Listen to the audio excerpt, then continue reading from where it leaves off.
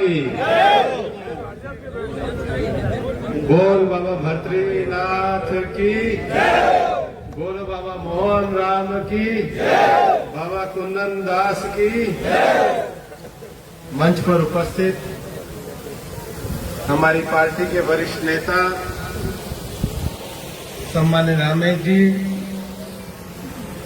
हमारे अलवर के वरिष्ठ नेता सम्मान्य बनवारी लाल जी, मंच पर उपस्थित हमारे जिला प्रमुख भाई बलबीर छिल्लर जी, हमारे जिला अध्यक्ष भाई महासिंह जी, अशोक जी है क्या? अशोक जी हमारे अशोक जी, यहाँ उपस्थित हमारे सम्मान्य डाटा जी, उपस्थित सभी वरिष्ठ लोग और इतनी बड़ी संख्या में उपस्थित हमारे पूरे खैरथल किशनगढ़ के सभी मेरे बुजुर्ग नौजवान साथी, सबसे पहले तो आपको हाथ जोड़ के बहुत बहुत प्रणाम।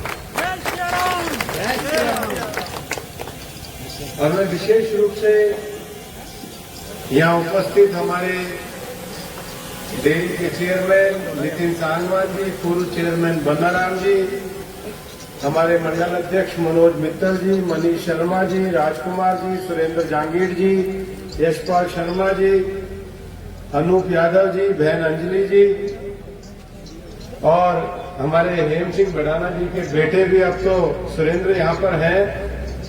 यहाँ उपस्थित सभी लोग, आज ही बंगाल का कार्य संपन्न हुआ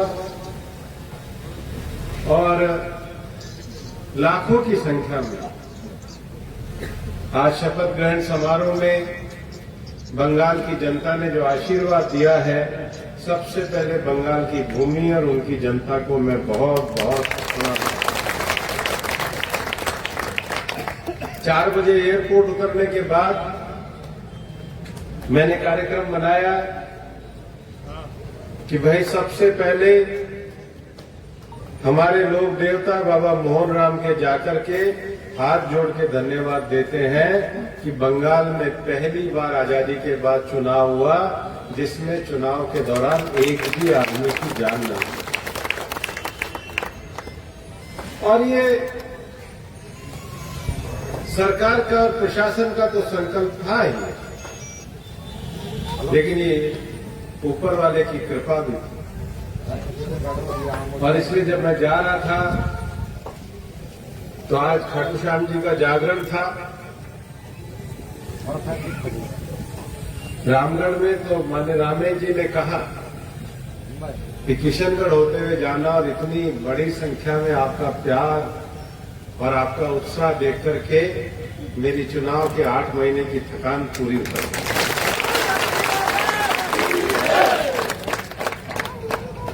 ये चुनाव अपने आप में बड़ा अद्भुत था। बंगाल के लोगों को प्रधानमंत्री नरेंद्र मोदी जी के नेतृत्व में विश्वास था।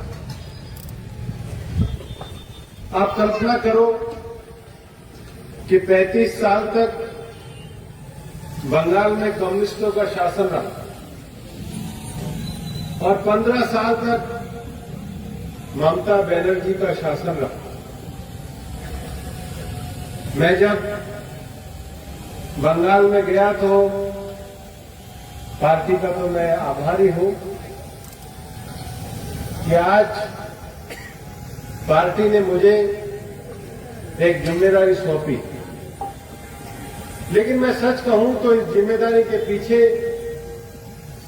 एक बहुत बड़ा विश्वास था। विश्वास प्रधानमंत्री नरेंद्र मोदी जी का, विश्वास हमारे देश के गृह मंत्री अमित शाह जी का। लेकिन मैं सच कहूं तो पिछले 10 साल में हमारे 322 कार्यकर्ताओं को हत्या की गई, उनके परिवार का विश्वास।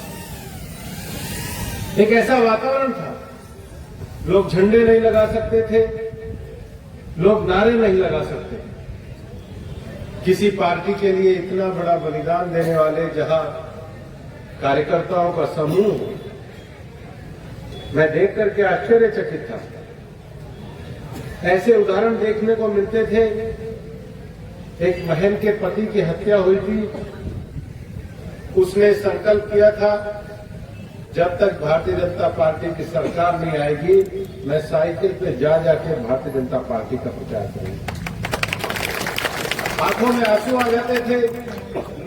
एक बहन के साथ सार्वजनिक रूप से जब व्यवहार किया गया, शील भंग किया गया, उसने कहा मैं सलवार सूट पहनूंगी जब तक भाजपा सरकार नहीं आएगी, साड़ी नहीं पहनूंगी।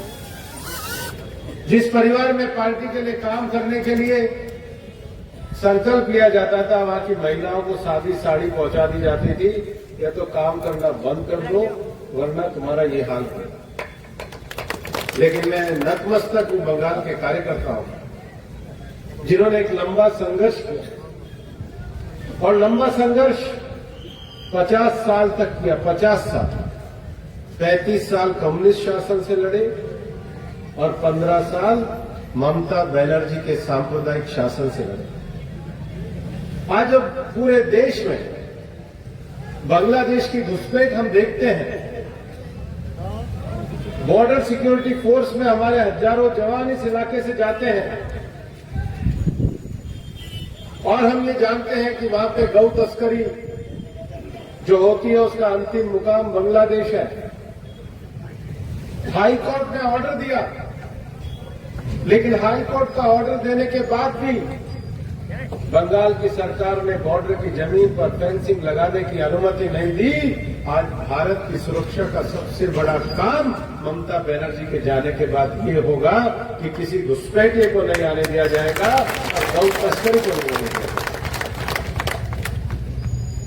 मित्रों, प्रधानमंत्री नरेंद्र मोदी जी के शासनकाल में ये भारतीय जनता पार्टी का शासन आज गंगोत्री से और गंगा सागर तक है।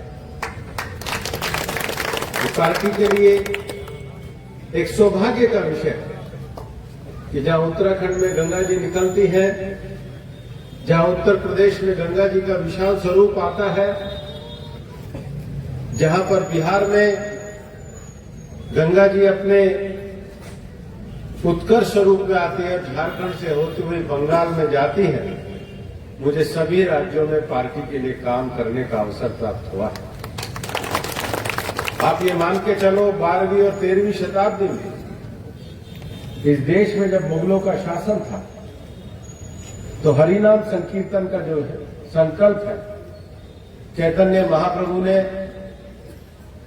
हरे कृष्णा हरे राम का जो महामंत्र दिया वो बंगाल में गंगा सागर में नवद्वीप में ही पूरी दुनिया को दिया है।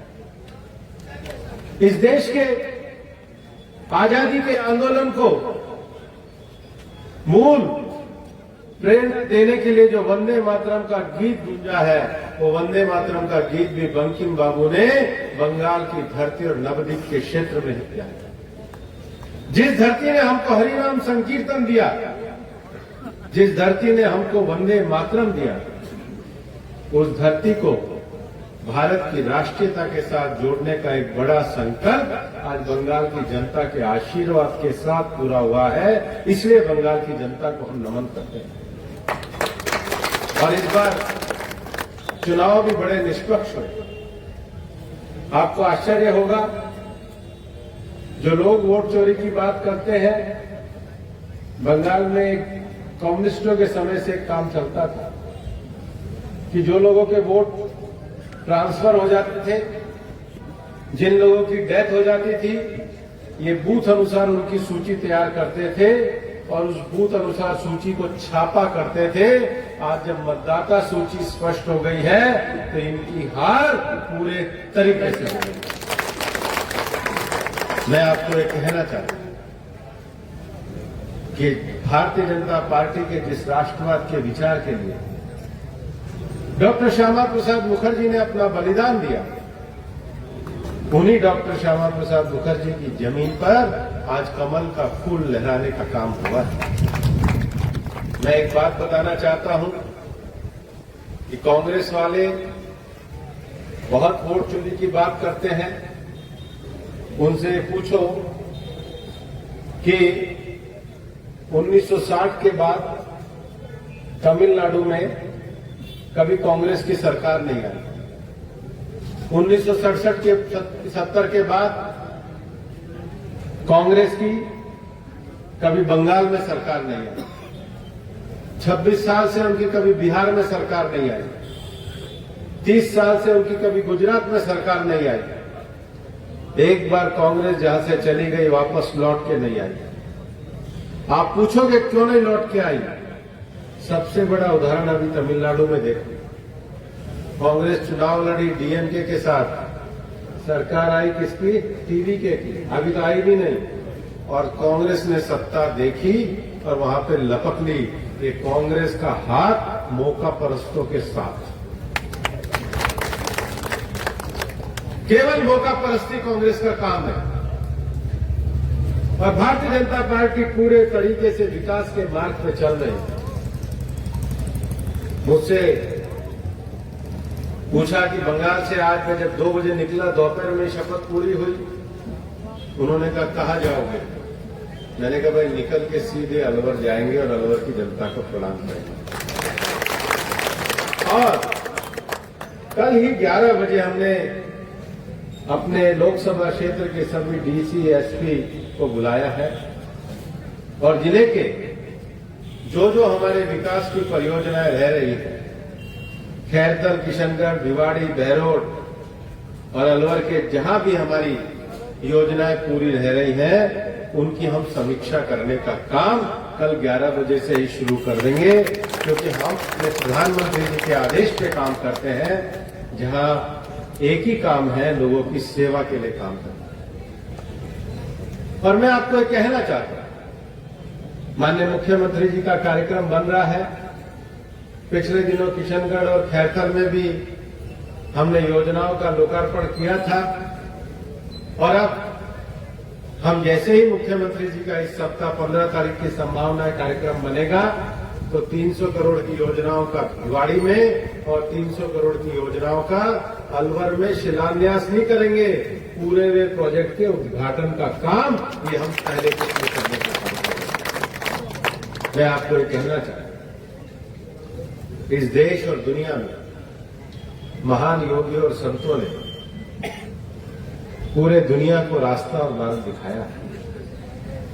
आप ये मान करके चलना कि बाबा भर्तृहरि ने अपने समय के बड़े साम्राज्य को छोड़ा था।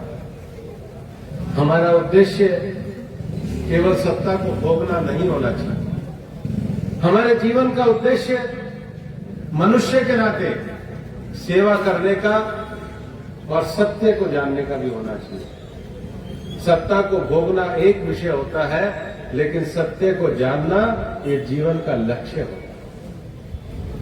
और हमारे जब हम कहते हैं एक ओंकार, मतलब एक ही सत्य है, एक ही चिरातन है, और ये हर व्यक्ति के जीवन का लक्ष्य होना चाहिए। लेकिन इस लक्ष्य के साथ जो दुनिया को भारत सबसे बड़ा संकल्प देता है, उसके लिए बहुत आवश्यक है कि हम 2 काम करें। अपने सत्य के और आत्म जागरण का जो उपयोग है वो लोक कल्याण होना चाहिए, और इसलिए दोनों विषयों को लेकर लगातार काम करने का भाव, चाहे हम किसी भी क्षेत्र में काम करें, हमको आगे बढ़ना। सांसद बनने के बाद डेयरी के क्षेत्र में, खेल के क्षेत्र में, ई गुरुकुल में, लाइब्रेरी के क्षेत्र में, सड़कों के विकास के क्षेत्र में हम लगातार काम कर रहे हैं। लेकिन मैं आपसे फिर निवेदन करना चाह रहा हूं, उतनी ही ईमानदारी से हम पानी के लिए भी काम कर रहे हैं, और उस लक्ष्य को भी हम प्राप्त करें। और मैं ये कल्पना नहीं कर रहा था कि आने के बाद आप सबकी इतनी बड़ी संख्या में मेरे को दर्शन करने का और मिलने का अवसर प्राप्त होगा। मैं जब भी अलवर की धरती पे आता हूं, आता के रहता ही यही हूं, मैं जब भी आपके बीच में रहता हूं, तो लोग पूछते हैं भाई भूपेंद्र जी आप इतना काम कैसे कर लेते हो?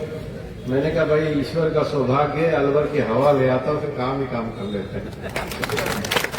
तो आप जो मेरे को ताकत देते हो, मैं उतनी विनम्रता के साथ आपका हाथ जोड़ के प्रणाम करता हूं, और ईश्वर से प्रार्थना करता हूं कि मैं आपकी सेवा करते रहूं और जो पार्टी नेतृत्व ने जो मुझे जिम्मेदारी और दायित्व दिया है उसको भली भांति पूरा करूं। बहुत बहुत धन्यवाद। जय हिंद, जय भारत। भूपेंद्र यादव